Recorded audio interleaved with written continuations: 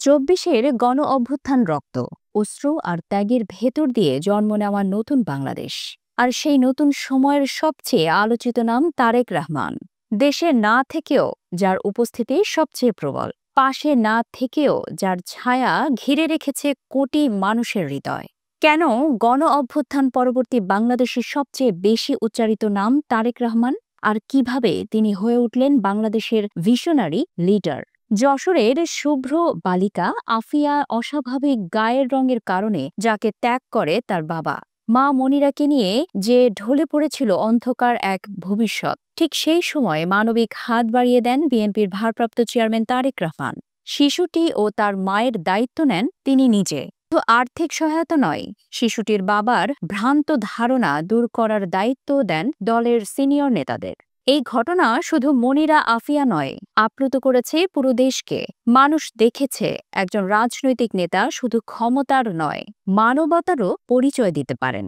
২০০৭ সালের 1/11-এর পর থেকে তারেক রহমানকে ঘিরে ছড়ানো হয়েছিল অসংখ্য প্রোপাগান্ডা, গালগল্প, মিথ্যাচার, চরিত্র হনন, সবই ছিল রাজনৈতিক উদ্দেশ্য প্রণোদিত। কারণ একটাই, মানুষ যাতে তার মানবিক উন্নয়ন ভিত্তিক রাজনীতিকে বুঝতে না পারে। কিন্তু ২০২৪ সালের গণ অভ্যুত্থানের পর সব ষড়যন্ত্র ধূলিসাৎ হয়ে গেল। জনগণ বুঝল এই মানুষটি রাজনীতি করেন দেশ ও মানুষের জন্য।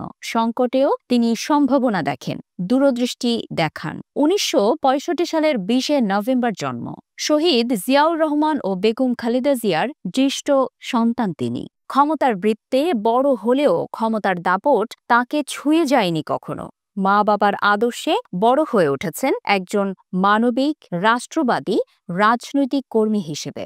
১৯৮৯ সালে বগুড়া জেলা বিএনপির প্রাথমিক সদস্য হয়ে তার রাজনীতির শুরু। তখন থেকেই তৃণমূলের মানুষের সঙ্গে তার পথ চলা। তিনি রাজনীতি শিখেছেন ক্ষমতার কক্ষে নয়, মানুষের মাঠে ঘাটে। ২০০১ সালের জাতীয় নির্বাচনের ভোট বিপ্লব, যার নেপথ্য কারিগর ছিলেন তারেক রহমান। সরকার গঠনের পরও তিনি মন্ত্রী হননি, বরং মন দিলেন সাংগঠনিক শক্তি বাড়াতে।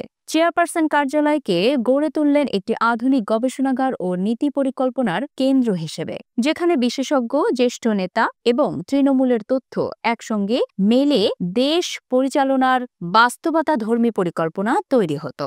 এটাই ছিল তার নেতৃত্বের অনন্য বৈশিষ্ট্য। ২০০২ সালের তৃণমূল প্রতিনিধি সম্মেলন, ২০০৫ সালে প্রতিটি ইউনিয়নে ইউনিয়ন প্রতিনিধি সভা। তিনি বিশ্বাস করতেন বিএনপির প্রতিটি কর্মী এক একজন সম্ভাব্য নেতা। এই কর্মসূচি তরুণদের কাছে তাকে জনপ্রিয় করে তোলে তারুণ্যের অহংকার হিসেবে। তিনি বলতেন, সঠিক ইতিহাস জানলে, গণতান্ত্রিক মূল্যবোধ বুঝলে তরুণরাই বাংলাদেশকে বিশ্বের সামনে রোল মডেল বানাবে। ক্ষমতায় না থেকেও যাতে মানুষকে সাহায্য করা যায়, এই চিন্তা থেকে প্রতিষ্ঠা করেন জিয়াউর রহমান ফাউন্ডেশন। কৃষি, শিক্ষা, স্বাস্থ্য, পরিবেশ, প্রযুক্তি, বছরের পর বছর নিরবিচ্ছিন্নভাবে কাজ করে যাচ্ছে এই সংগঠন।